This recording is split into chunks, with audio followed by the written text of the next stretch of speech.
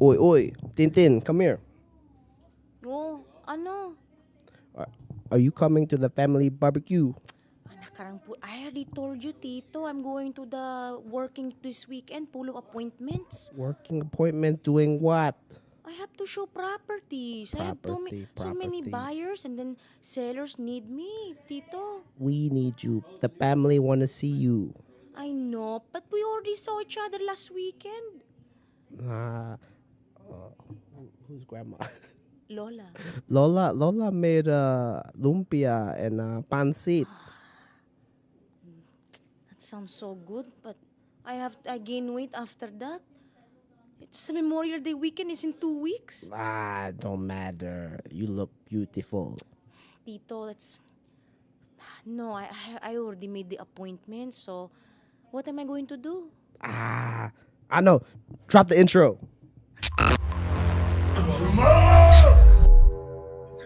Welcome back to episode 37 of the Catch Up Podcast, the number one podcast where you feed your curiosity, where you meet some cool ass people. And as you can tell by that intro, we have a Filipino guest. Shout out to all my Filipinos.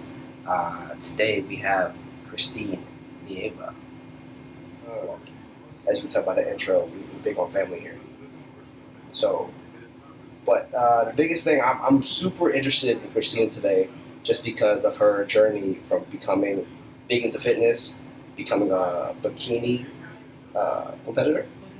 Mm-hmm. What Bikini bodybuilding. Bikini bodybuilding. Yeah. Okay, Yeah. That's a different category. That's a different story too. That's like serious.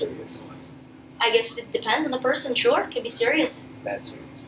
Okay, so she went from bikini bodybuilding to registered nurse, RN, and then now to her transition to real estate agent.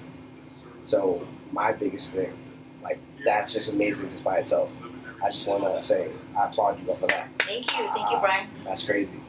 Like you're super professional, and this is throwing me off, but I love it. But get me into that. So let me figure out how you got into the fitness world. Like I know in the Filipino culture, it's like everyone thinks they're fat, but they're like small, tiny. So yeah, the Filipino diet makes it impossible to get into any sort of shape. But I mean, people like Manny Pacquiao, look at him. You be training all day. Yeah, He's like the Filipino Arnold Schwarzenegger. he is. Pretty much is. Did he become the president? Not yet. He's still trying to be there. He will be. He's a congressman now, but there's plans of him after Duterte is the current president. Oh, I heard there's a big drug war and all that stuff. I was watching Sumardi, Patriot Act. You gotta watch that on Netflix. Okay. Shout out to that guy. That fun. But yeah, so how'd you get into fitness first? Well, I started the fitness industry. Honestly, it started all through a home workout video that I was watching, and then P90X. You totally nailed it. Yeah. Fit Body Boot Camp. No, that was Beachbody. Yeah. Beachbody. Yeah, I started with P90X, and next thing you know, I signed up with a local gym, and then in the gym, I just started to teach myself. Never had a trainer, and just learning your classic bodybuilding moves. And at one point, about 2 years in, there was a bodybuilder that was competitive, and he recommended, he thought that I had a great base, and just go ahead and compete and see what it would be like.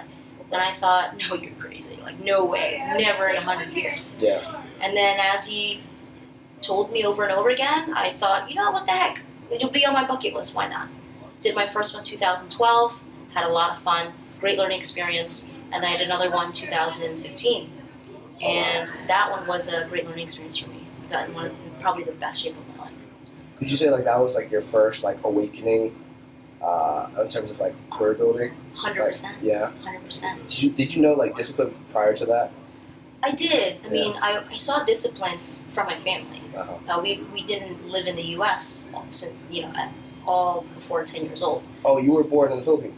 I was born in the Philippines. Oh, I didn't know that. We've because of my family looking for a better life. We went to Saudi Arabia for work, and even Germany, and back to Saudi Arabia, back to the Philippines, and we didn't get to the U.S. till 2001. Wow. Yeah. Did your parents work in an embassy or something?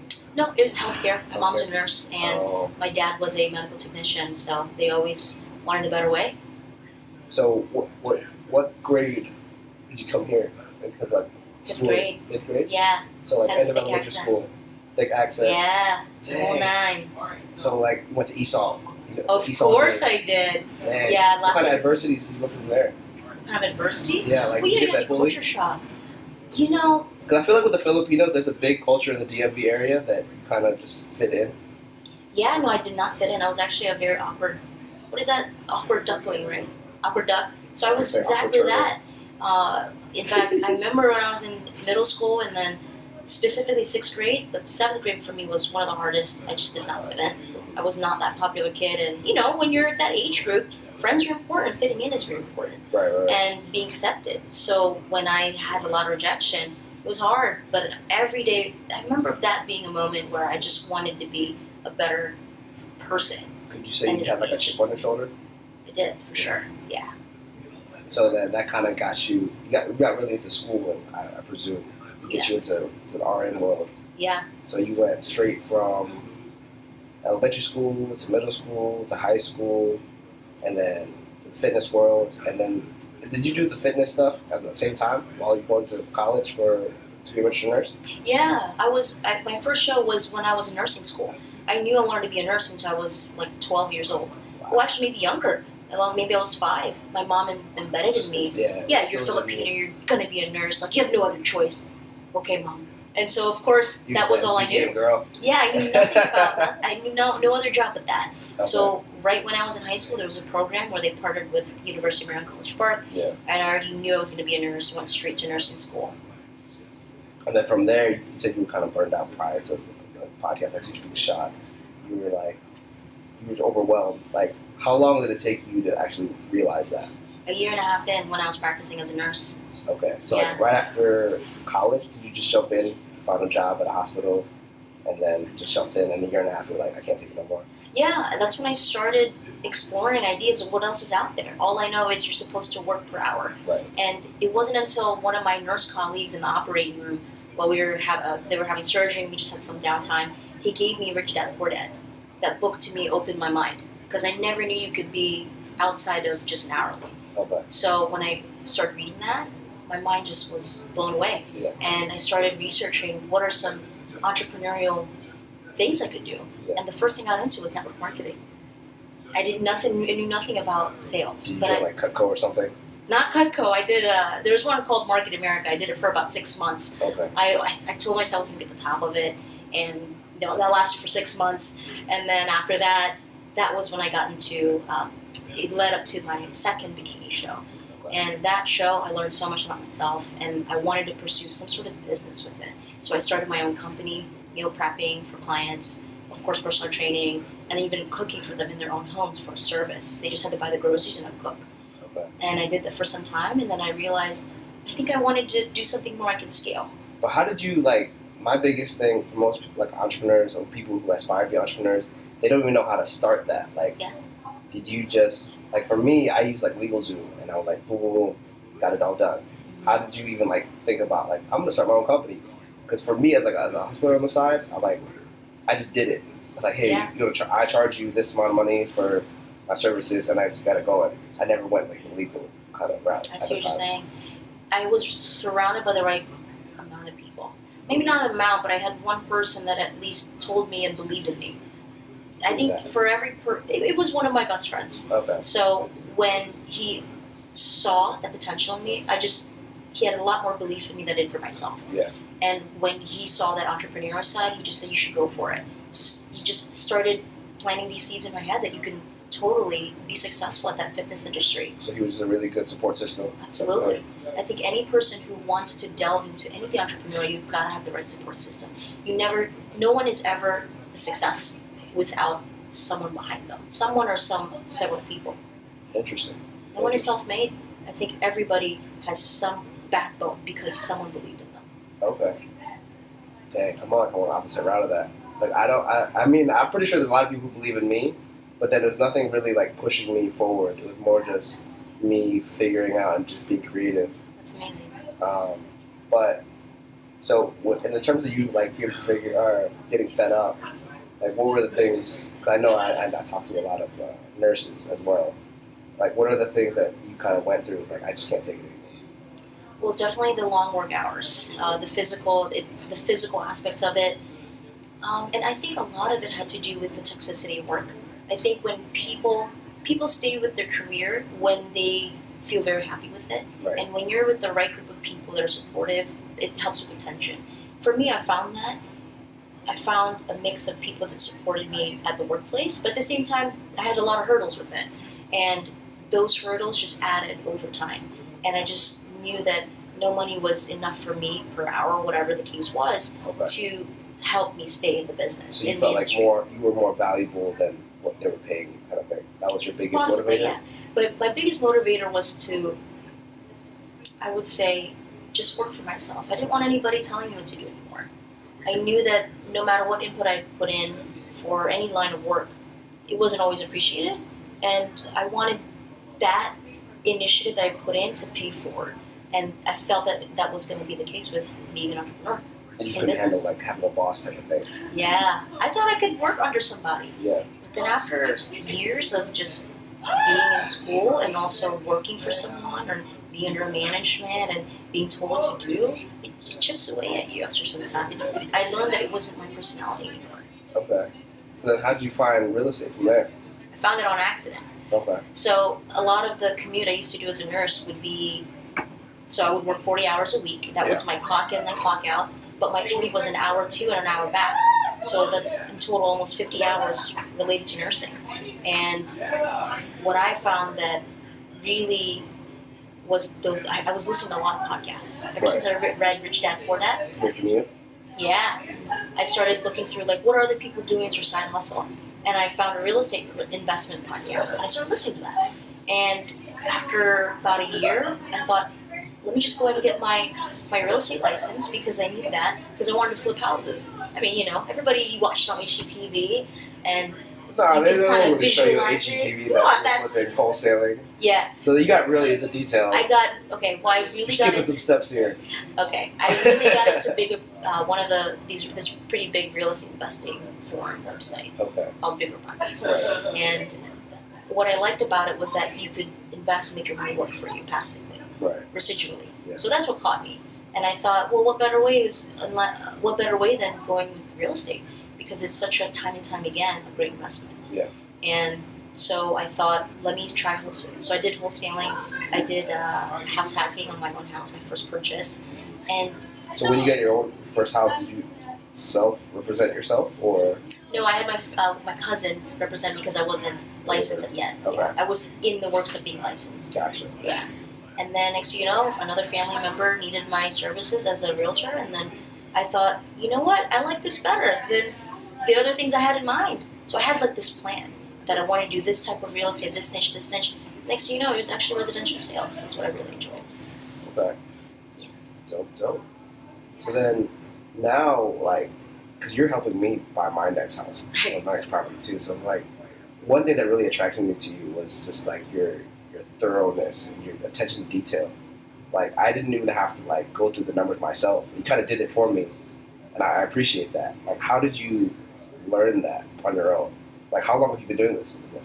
I've been licensed for exactly 3 years, Okay. but I've been full-time for about 16 months now, Okay. 17 months or so. What do you think your biggest pro is when it comes to your services? I think it's really understanding what is important with the family. I'm not going to vomit on information on family or whatever their needs are. The most important thing is really being so compassionate, understanding, being at their level, and understanding what is important to them so then we can get to that level of what they're looking at. And when you find that, everything else falls into place. They trust you.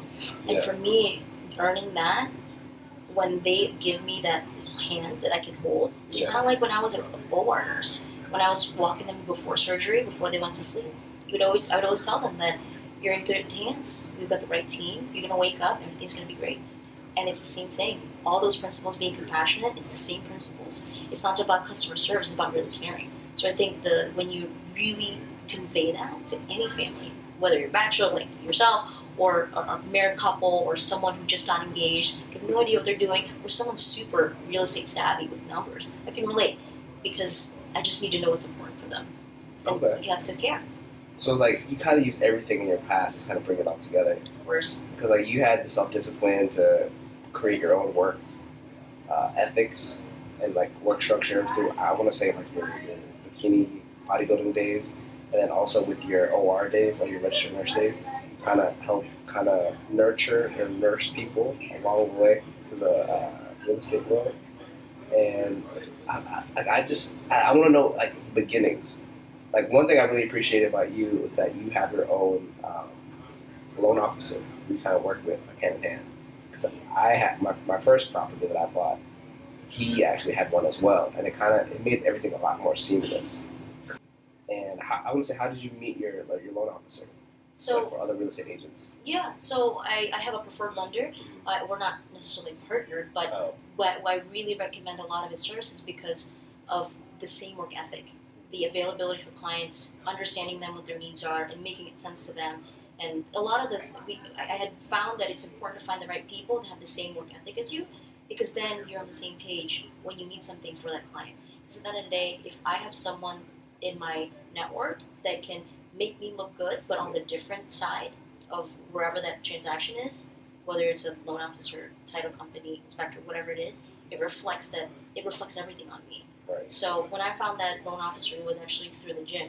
So because of that, he had switched to the retail side of the loan industry, the lending industry, Okay. and then reached out to me when I was in my first few months of being licensed, and then it just worked out from there. Nice. So, like, I see you really big on your social media gig too. Like, what do you really try to show and like teach your new demographic of people who are interested in buying a home? You know what I get a lot, Brian? So, People say that you make it look so much fun. Like, and to be a real estate agent or to both. Okay. To buy a house. To buy a house or sell a house, and also with being an actual real estate professional. It's really not. Nothing is easy when you're very good at it, right? It takes work, it takes profession, it takes practice over and over. Yeah. So, for me, what I want to always relay out in social media is that you can have a lot of fun. You can make sure that this is a smooth transaction. It's a very scary process. When you are a real estate professional transacting for the buyer and the seller, there's a lot of money involved. Right. We all know that, right? Yeah. And you are taking care of sometimes what they've saved all their life. Right. And you want to make sure that goes all real smoothly. So when I'm on my social media, I want to make sure I'm always passionate about it. If you want to attract people with whatever content you're putting out there, you have to have the right energy, because all that people are attracted to is your attitude. Right. If you're upset and you write negative things on social media, whatever platform you use, yeah. you may not get the right people to comment on it. You'll get the negative people too. But for me, when I put things out there, it has to be positive. It's going to be engaging, and it makes people feel very connected to me. Almost as if you and I are sitting in the same room. And that's what I always want people to feel like when they're watching my content. Because when it comes to like me on the investor side, there's going to be times where there's going to be some bad foundational issues or some like bad rehab work, and you kind of have to show that, so you kind of like let other investors, buyers know that be on the lookout for X, Y, and Z. Yeah, I've definitely been able to provide some of that content out there to teach someone, like, these are some of the pitfalls, be aware of that. But a lot of there's so many problems that can happen in a real estate transaction, and you know this. Right. Yeah, there's so many that it's so custom tailored to that situation. So it's when those problems arise, is when you take it head on. So I guess for me, I've been so positive with the experience that, and it's always a fine balance with client privacy and also being able to teach somebody. So if I was to say a certain problem, then of course it crosses my mind. I got to make sure that not too much of it becomes out to the public, because it could be private information. Oh, I see. It's the same thing with nursing. Any issues related to patient care, I've always thought you have to make sure that you respect the patient privacy. Figure this out. How about, what is like the most hardest thing, like troublesome thing that you had to overcome in terms of like a real estate deal? Like whether it's negotiating price, whether it was closing costs, whether it was something else. Yeah. What's the first thing that comes to mind, like that sucked? Yeah. Well, I'd like to say that I've never failed a transaction, knock on wood. Okay. So I've worked as much as I can to kink out anything that comes as a problem. Yeah. I can name one. It's the hardest thing a client can experience is something related to money. So in this example, I was on the purchase side where my client, first of all, does not speak any English whatsoever. Wow. So there's that component that you have to take care of, Right. making sure that they trust you through the process and everything is explained in the manner that the same communication language, right? Yeah. Towards the end at the settlement table, there are certain numbers that is disclosed before closing, and that's every buyer's right now. Right. So they have the right to know what every single line item is and every number, every penny that they bring to the table. And you have to sign off But all it's the switched, Yeah. like at the settlement table. And the problem is because there's a huge money discrepancy, which Right. is like a couple $1,000. Okay. No homeowner at the settlement table, they know their number. Why are they bringing additional money to the table? Right. So things like that's one example. I would say that is tough because they wouldn't want to sign on a house, and I can't blame them. Yeah. I mean, it was related to the estimation of taxes that the homeowner or the new buyer has to fix and has to take into account and pay for it anyway. Right. And you know what?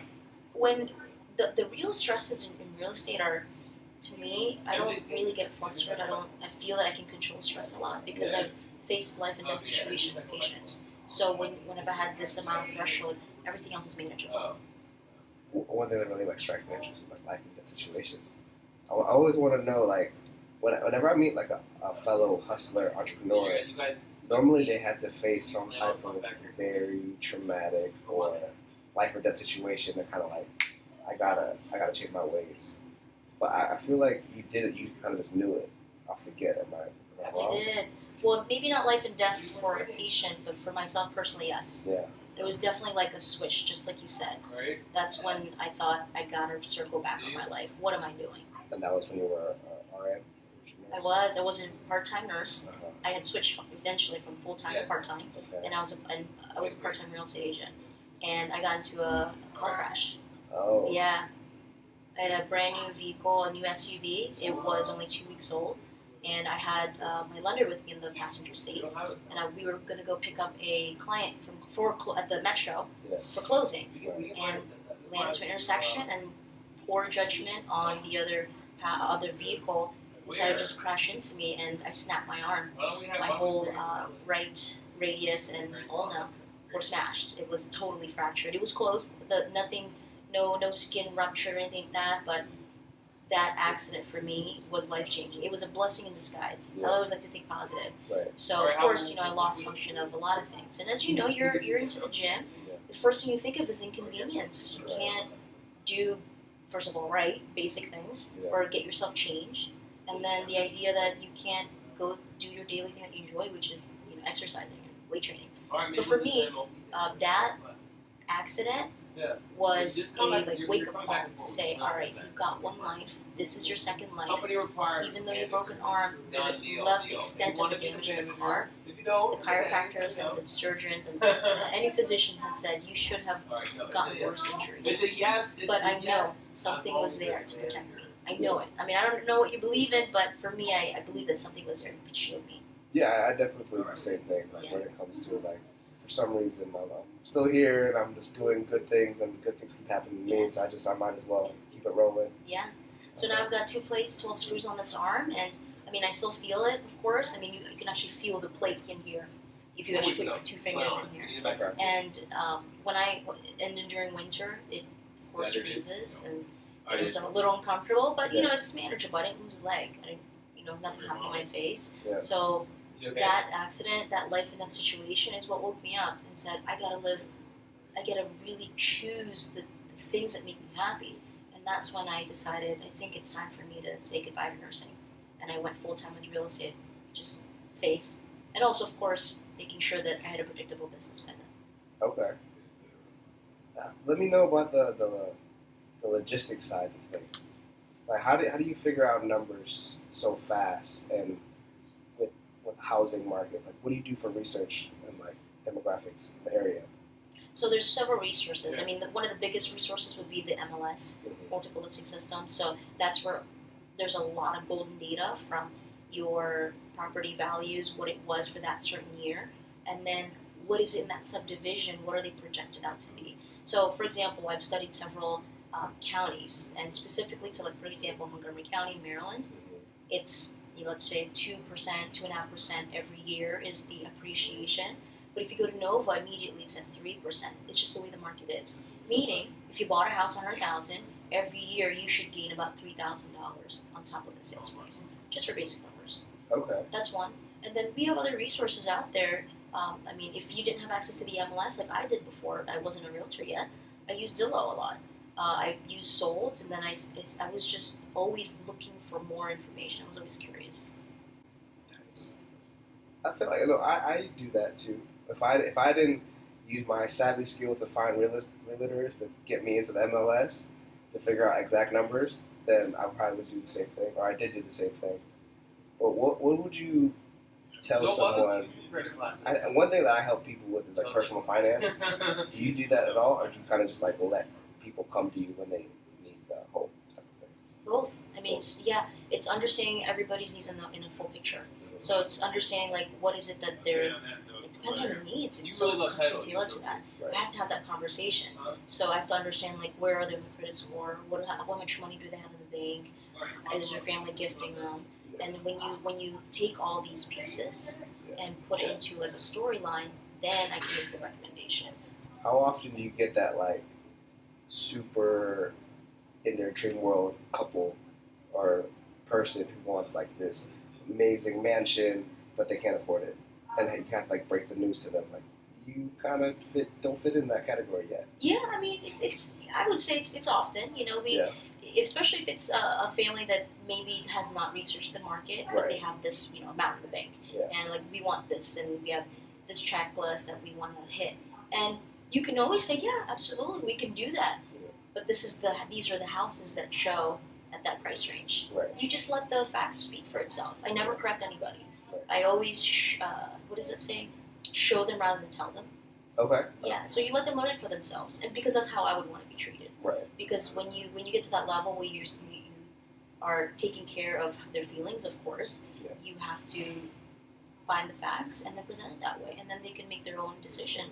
Well, you know what, honey? I found out that through Christine, this is actually what is present, that what we're looking for with their needs. So I think we're gonna have to rock that, and that's how it happens. Okay. Yeah, I was trying to figure out if I was a real estate agent, I would always want to push someone to their like true potential. Like I would try to figure out their finances and try to figure out like, well, if you just wait a little bit more, or you kind of like let them figure it out on their own. Never figure it out on their own. Okay. Yeah, but because it's when it's related to finding the house that they want or the property they're looking for, sometimes you have to do it instantly because the interest rate will rise, for example, right? Yeah. Or they have their lease is coming soon and they have to be able to get out. Whatever that urgency is, then we play to that part. Okay. Well, then I'm more interested. I'm going to pick your brain on the podcast and figure out the actual area. In Montgomery County, what do you think is like the next area that's really going to pop? Like in the entire county, like is it more closer to the city in terms of like what kind of developments are you kind of like looking into? Yeah, I think Montgomery County, specific to Gaithersburg area, there's development there for Exit 12, and are you familiar with 270? Yeah. All right. But there is no Exit 12 at the moment. It's being built. It's about to be finished by the end of this year. Where's that ending? Where's the exit going to lead to? So it's going to be leading off of 355 North Frederick. What part? Where, do you know Montgomery Village? Exit 11? Yeah. Have you ever noticed there's no Exit 12? There's Exit 13, which is Germantown. Right, that's what I'm saying. Like, where would Exit 12 end up? It would lead towards Kaiser Permanente and Gaithersburg. Is that where the hospital is? Where the Holy Cross Hospital? No, that one is in Exit 13. Oh, 13. Yeah, no, it's 11. Yeah. But with that, there's already some construction going on there. Right. I think some other great development areas has already popped is Clarksburg, Maryland. Right. Of course, we're pushing up a little bit more north because there's more land. Right. Yeah. Well, one thing I've always heard was that people were getting pushed out of D.C. They were getting moved into Germantown, like South Germantown area. I don't know if you heard that.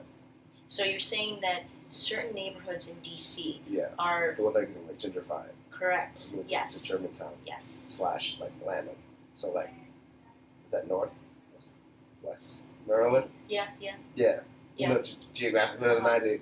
So either like Lanham or like PG County or Germantown. I'm not sure. I've never heard about the Germantown, but I know the idea of gentrification is very prominent in Southeast DC, Right. or anywhere in DC for that matter. Yeah. It's just a part of it. In fact, I have friends that are in DC in the political division where they are at some point planning in the next few years to change the city mayor. And I have that person that is running for the city DC mayor. And a lot of the problems that they're finding is that the current DC mayor is overdeveloping, and there's a certain only small list of developers that are allowed to build. And with that development in real estate there, it's pushing out these families, and now they don't know where to go. So yeah, absolutely, I agree with you. Okay. Kind of inside your scoop. A little bit. Yeah. That I can't get into. You can always ask me. Okay. That's very notable. What about Virginia? Northern Virginia? Or Virginia in general? Because you work the entire DMV area, right? What do you think is prominent currently right now? I mean, for sure, Northern Virginia. Northern Virginia is such a different whole new market. Yeah. It's a seller's market, period, in the DC, Maryland, Virginia area. Specific to Northern Virginia, I found that there's a higher demand of houses, so there's more buyers. The price per square foot on townhomes and just single families, anything in Northern Virginia is a lot more expensive. And we know that Amazon's coming. Right. Yeah. So of course the demand is even higher because people are trying to get in before Amazon comes. Right. So for example, we talked about Alexandria. Yeah. It's a great location because of the price point. It can still fit a certain budget. And I think Falls Church, Fairfax, Arlington, any of those locations in Northern Virginia, it's just going to increase in terms of the real estate prices and appreciation. Do you think that would exceed the average of 3% per year? Absolutely, Yeah. yeah. Okay. It really depends on the demand of the amount of buyers, and we see that right now. In fact, any family that's looking at Northern Virginia, they want to move in ready, renovated, and it's just move in ready type of property. There are at least 6 buyers willing to pay for that and more, and it pushes up the demand. And in fact, I was just am currently working with a client in Northern Virginia who wants to submit an offer, but the hurdles that we find is that they necessarily don't want to get into a bidding war because they want to find a great deal. Right. But it's very hard to find a great deal if you want to move in ready house because there are other buyers and other people that want to pay a move in ready house for way more than you will. Right. Yeah. What do you think about the availability of the not move-in ready, like more of the investor ready house? What's the availability of those? There's always You plenty of find them on the market and also off market. Sure. So when you say off market, how do you find that out? So you can find that out through networking. Okay. Yeah. So of course we have your local real estate investment meetups or get-togethers, and some of those networking events, there's wholesalers that want to be networked with cash investors because what wholesalers would do, and also cash investors or flippers, they would find sellers that are motivated that just want to offload that property. You ever seen those signs? We buy houses for cash. Right. Yeah. So those are the investors looking for off-market sellers, where they don't have to go to the MLS. Right. So that way, it can be a better deal. Like for example, 10 to 15, or maybe even 20% less than it would be, versus if it was on the market. Okay. Where do you find these meetups? You can Google it. So I've been to several. One great one in the area is just called an REI. So in Northern Virginia, there's many of them. You could just simply Google it and find those local groups, and they happen at least once a month, and some of them even once every 2 weeks. I think it's the more networking you do to find those off-market deals, you're gonna find them. What would someone expect once they go to these REI group meetings? You don't know what to expect. Yeah. So what I've found with just keeping an ear out with the friends that are going to the meetups or the events is that it's largely landlords, or it could be flippers or it could be wholesalers. It's a mixed bag. So Right. it's really, it's more so like it's up in the air. They'll probably have like a plan or a discussion what they're gonna go over. Okay. But for the most part, it's your bread and butter rentals, landlords that want to purchase and then have it rented out and build a portfolio like that. Okay. So is it kind of like they meet up at a conference room, conference hall like DC, or kind of like at a bar or something like that, casual? Like what kind of atmosphere do you kind of jump into? Usually hotel conference room, exactly. Okay. And you just jump in and Yeah. talk to people? Yeah, it's usually like $5 to either enter just for, the rent of the conference room, and then people start sharing ideas. It's an open forum. Interesting. Unless you go to one of those, sponsored ads on Facebook where it says, "Come here for a free real estate renovation selling class." What are those specifically? 'Cause people tell me to go to that, and I just said no. I mean, is it free when you're invited? Yeah. Okay, then you can.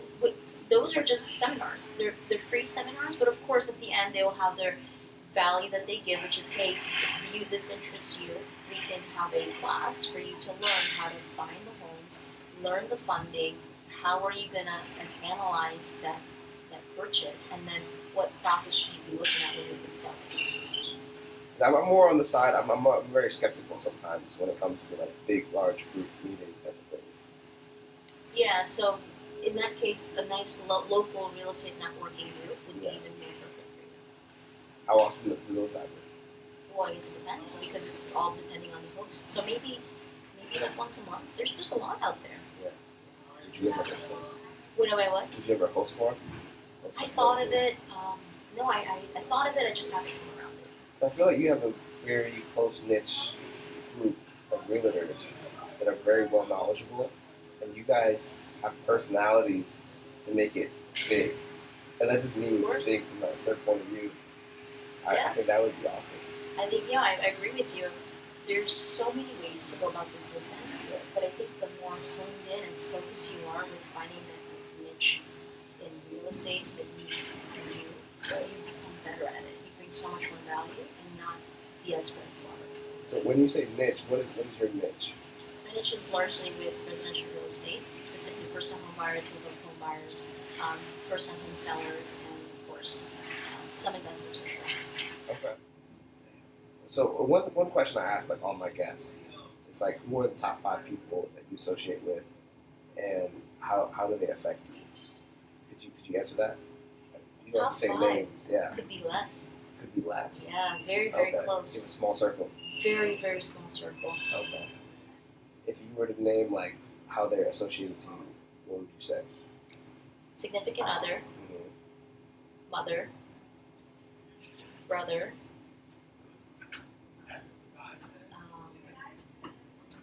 That's it. Wow. Okay. That's really honed in. Right? It's so small. So it's like basically blood, or like. For the most part, yeah. Yeah.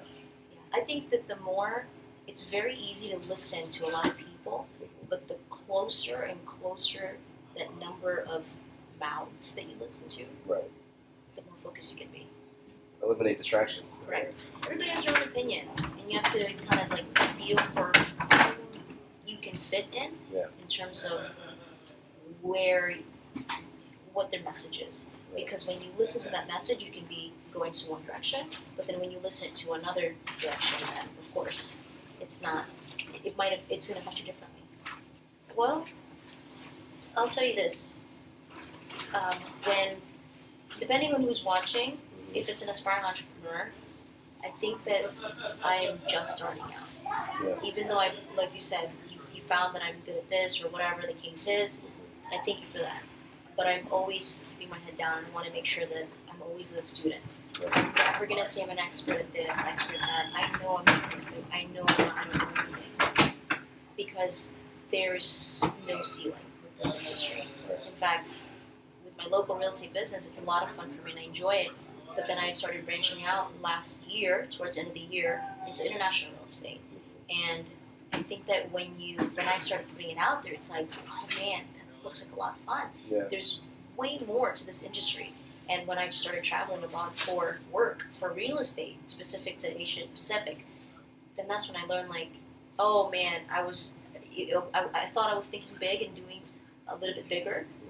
But then once I saw the investment side of real estate investments, then it was just a whole other beast. And when it opened my eyes, I had like this perception on certain things locally. And then once I traveled abroad, it's like there's so much that you can accomplish. And I think I'm just starting out. I think where I am, and any person that's an aspiring realtor or aspiring entrepreneur, never underestimate what you're capable of, because there is so much more ahead, and you can continue to grow if you so choose to. So let's get into the scaling. It's not obviously that you're into your numbers. In the first year of your realtor, I know normally it's very hard to do it. It's just start from nothing. Could you say how much revenue you could make off of that? Yeah, The sure. ballpark? Sure, I can touch on sales volume. Okay. So when I was a full-time nurse, my first year licensed, I sold 4 houses, of which two of which is my mom and myself. So it doesn't really count. So I had 2 sales, Right. and so that was like 1 million in sales volume. Okay. In the first year. First year. Okay. Second year was licensed. I pulled the trigger. I went part-time nursing, and I went part-time real estate. It was very terrifying, but I sold 4 million in 4 million real estate sales. $4 million. How many houses is that? It was 14. So I more than doubled my second year, and I was a part-time nurse. Yeah, for sure. Yeah.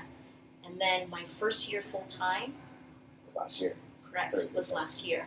So I sold 33 houses, of which was 11 million in total sales locally, not including internationally. Okay.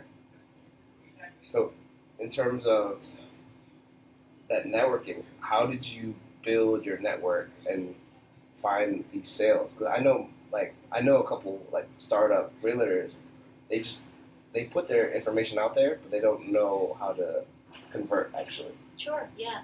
So I've always believed that you should work with the people that already trust you. Right. Because the hardest part of this business is getting people to trust you.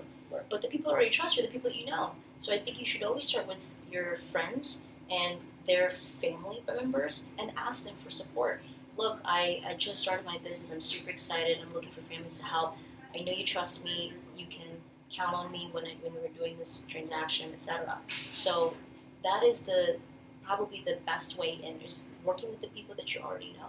And then after that, when you gain, because they're also forgiving. Yeah. I'm not going to lie, the friends that I was so lucky to help and allow me to be a part of what they were doing, Right. they were forgiving for things I didn't know. But I always found it for them. But when you have the best interest for them, that's usually just enough for them to trust you and use you in the first year or the first purchase, whatever it is, or sale. That makes sense. Yeah. Something I do with stocks is like I always invest in companies that I understand, like business structure or business. You plan. trust them, right? Yeah. And I guess it's similar to what my style of investing is as well. And I guess it's a similar concept that you do in terms of sales. But you build a very good brand around your own name in terms of figuring out who to sell to. And I think it's more of personality, personally, how I feel I did it. But how you did it was just outreach. Yeah. Basically, just almost like dropping your ego and asking for help. Absolutely.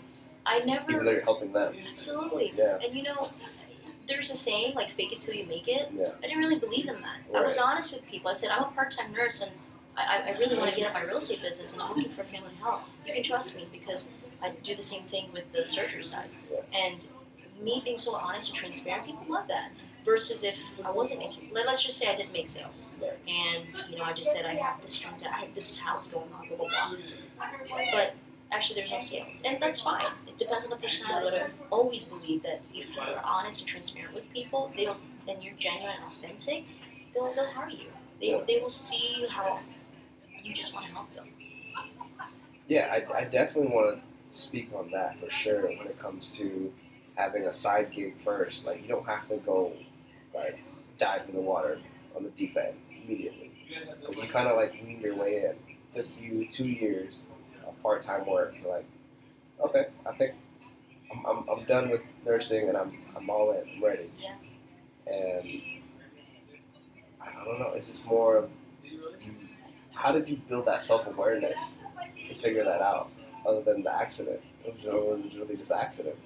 You have to have a predictable business. That's the tough thing about being fully commissioned.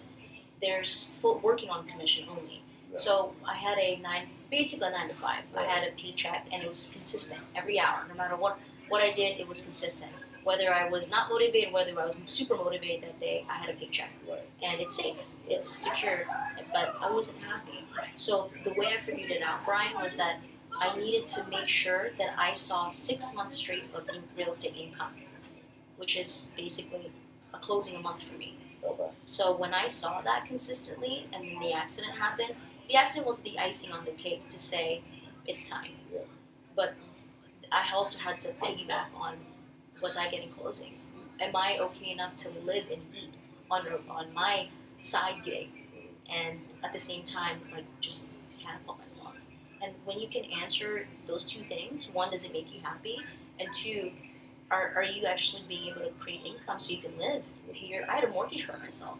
You have a car payment. All these things yourself independently. If you can answer these things, then you can pull the trigger. That's amazing to hear. And I think the biggest issue that I think most millennials have nowadays is debt, credit card debt. Sure. And you learn how to manage that yourself. I did. Without anyone, any help? Yeah, I did. I've been saving since, I used to have Excel sheets since I was 13, just by myself, teaching myself how to budget. Wow. Yeah, in fact, I remember my first semester in University of Maryland College of Art, I was dorming, and I spent $200, and I thought, what did I spend on? That's too much money. Yeah. I used to think, like, $200 a month, like, what did I spend? Man, that's a lot of money. Like, I gotta, like, start saving and budget right. But at the time, of course, I wasn't working. I was in school. Yeah. I think it's just if you have the right habit and you're very aware with money in, coming out, and all of that, then you should be able to. You were taught, like, frugality from a very young age, right? It seems like. Yeah, definitely. What were your vices, or did you have any vices that was like your... My supplements with fitness. Okay, yeah, I can completely understand that. Yeah. And was that it? Yeah, that was it. I mean, I didn't have like gambling. I didn't have any. I was gonna say, like, Asians known for gambling. No, I don't know how to gamble. I actually don't. I still have yet to go to Vegas. I don't know when I'll go to Vegas. Atlantic City? That's true. I've been there, but I didn't even gamble. I don't know how to gamble. I mean, literally just put your money down and just, like, let it ride. Yeah, that's true. Like, yeah, or unless you want to play blackjack or, like, whatever, like, roulette, Russian roulette, all those things. Yeah. But that never interested you. No. I was like your plain, boring, I guess, person that just wanted to manage money by myself, and then it played into adulthood. Do you have any vices now? I'm curious now. Yeah, sure. I mean, cars? Yeah, like, sure, it's good to invest in something that you can take a lot of pride in, because that was not given to me. Right. I worked hard for that. Yeah. And, God bless my dad. He passed away in 2009 from terminal cancer. And thank you. And I'm dad's little girl, and I know he's watching. Uh-huh. And even my license plate is my family last name. Like, I do everything because of him. And you asked me off the show, like, why do I do it, and where's the picture? Yeah. For me, it's always been a family legacy. It's not about, like, making sales as well, but it's not just working. Like, I want to create something where I can pass it down to my future kids. Yeah. So legacy is your big long game. I would say so. Yeah. I think it's good to leave something behind. Well, I guess I've never actually talked about this. One thing I've always told my military friends, especially, if and when I do have kids, I want them to do either two things. And one was either join the military or learn how to play poker. Poker? Yeah. Really? The reason why I say that is because with those two things, you learn perspectives, like in the military, and you also learn perspective in poker, where you learn the people around you at the table. Oh, good point. And at the same time, you learn how to multitask. And you kind of have to learn how to code switch. You may have the greatest hand in the world, to me, I always think of the military as the biggest gang in the world. So I always think, if you have the biggest trump in your hand, how are you going to play it? Because you could easily play it and, like, show it off, and you don't win big. But at the same time, if you bluff and you act like you don't, and you try to act like it's not much, or you kind of, like, hide your emotions, you you can win a little bit more. It's tactic. Yeah. Yeah. So I always wondered, like, what do you see yourself giving your kids, or your future generations, other than houses or money, wealth? Yeah. I mean, see what you're saying. I think these are attainable. These are physical things. What is hard to teach is mindset, Right. because mindset is everything. Yes. If you've seen a lot of successful people, and then they decide to take their own life. And I think what's so important is to have the right mindset, because when you have the right mindset, everything falls into place. You know your personal life, you know your family life, you know your business, and you know where to go about how you're going to create your life. So what is important to teach, if I, in the future when I have my kids, Right. is the idea that there is no ceiling. You have to grow every day, whether it's meeting more people that are just like you that can improve you. Because I always believe that there's 3 types of people you need in your life. First one are people that can learn from you. Second one are people that are just like you and you can relate to them. And third one are people that will teach you and mentor you and pull you to something to the next level. Where did you learn that? I don't remember. Okay. It reminds me, I read a book from Tim Ferriss. I think it was Tribal Mentors. And a famous UFC fighter, Ken Shamrock, he called it the plus minus equal system. So whenever he was sparring, he would always figure out a system where he would find someone lesser than him who he could teach, someone equal to him so he could spar and match himself, and someone better to teach him how to get better. Wow, same exact thing? Same exact thing. I did not read that book. I meant to, but it's huge. It's a huge book. I've read a lot of books. I spent a lot of time in the car, so I would listen to all of Tim Ferriss' podcasts, and he was one of them as well. Good point. I want to hear any other gems in terms of mindset, because I feel like you are on the opposite side of me, where I kind of got all my knowledge from other people, basically other people, and you kind of just self-started. That fascinates me to another level. Well, I'm not going to say I didn't have any mentors. Okay. I did the same thing you did, which was finding podcasts where the most successful people shared what they did. Right. And there's something in the real estate industry where you're in any office, by the way, there's always a chatter, like the coffee mug, the talking in the kitchen, and just random chatter.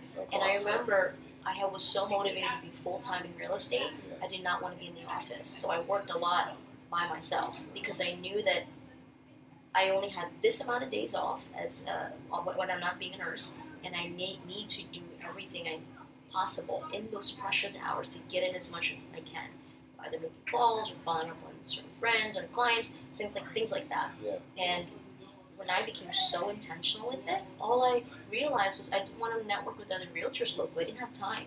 I didn't have time to go to the events. What I found, what was more intentional, was to listen to the podcast where the top of the top realtors are sharing what are the golden nuggets that they did. And after some time, hours and hours of listening, I found a pattern. Yeah. This is what they were doing, and all I had to do was not reinvent the wheel. It was just doing what they were already doing, because they figured it out before I did. What do you think your principal foundations of those real estate nuggets and gems that are personal to you? Like those are your core principles. You can never stop finding business. Okay. If I could tell you one thing. So network. Yeah, network, reaching out to people, putting content out there, giving value to someone, right, to the point where they decide to, you know what, I think I want to hire Christine. And when you are always actively looking for business, and in the sales term, filling in your pipeline, right, you'll never run out of business. In fact, it'll always grow. The second that you decide to drop that, because you get busy, and don't get me wrong, I've fell to this trap, where if you get so busy that you're not finding more business, then there's that up and down with real estate sales, where you have more closings, and next year you have a lot of closings, so you start generating business. right. And then you don't have enough business again, and then you start questioning yourself. Like, am I supposed to even cut up for this? Just like any entrepreneur. Yeah. Because it's not a consistent paycheck. Right. But to make it consistent, you have to constantly fill in your pipeline, always. What is your best way of filling your pipeline, your funnel? always talking to people about real estate. That's Your it. life is real estate. Yeah, you gotta live it, speak it, breathe it, and that no matter what you're doing, you have to always learn more about it. Yeah. So how are you continuing your education too as well then? How am I always? That's a great question. Yeah. I mean, there's your typical CEs, but I don't think that that's specific to learning. I mean, you can learn a lot from it, Right. for sure. Yeah. I think it's always with the deals. The thing about when you get your real estate license, you are only taught everything by the book, and after that class, you're supposed to throw the book away. Because forget it, you won't use it again. Right. So you learn with your feet in and doing deals. So you're really hands-on when it comes You to have the to. deals. In fact, there's some new agents that I mentor, and they asked for my help where they were finding all the CEs, finding all the classes to take, reading all the books, how-tos, contracts, and then what are you going to do at the home inspection? What are you going to do at the seller consultation? All these things don't matter until you find business. Yeah. You need to find the problems. Once you find the problems, then you can start learning a lot. You can't really learn from just someone. You have to learn. You can learn from someone. Right. Learn from their experiences, Yeah. but you have to Experience. do yourself. Correct. So I like when you said you had to find the problems and be the solution to them. What are the most common problems as a realtor that you normally solve, other than finding a home for somebody? Well, it's definitely having enough money, of course. Okay. So with the types of families that I help, Yeah. they may not always have the enough money to go up to closing. Yeah. So you have to be a little creative, which is finding the state grant programs. They have to meet a certain qualification. They can't make too much money, right? The state's not going to give tens of thousands of dollars Right. if you have money. Yeah. So it's making sure they don't make enough money. They have a certain credit score. They don't have this many expenses. And when you tie that in with this, finding the state money to fund your down payment, and at the same time getting the seller side to negotiate to cover the remaining closing costs that are associated with buying the house, then it's a win then, because now your client doesn't have to bring as much money as they thought to purchase a house. Could you name a couple of you said the state grants? Yeah, there's one called the Maryland Mortgage Program. Okay. What does that do? So the one that I've used a lot through that program, you have to use an approved lender that is familiar with the product and has done it many times, because it takes a specific patience for that, because you have to get approved by the state. You have to do a home buyer class. You can get 4% of your down payment covered. So when you're buying real estate, there's two numbers. The first one is your down payment, and your second one are your closing costs. Right. Those are things like your settlement fees, your taxes, things of that nature.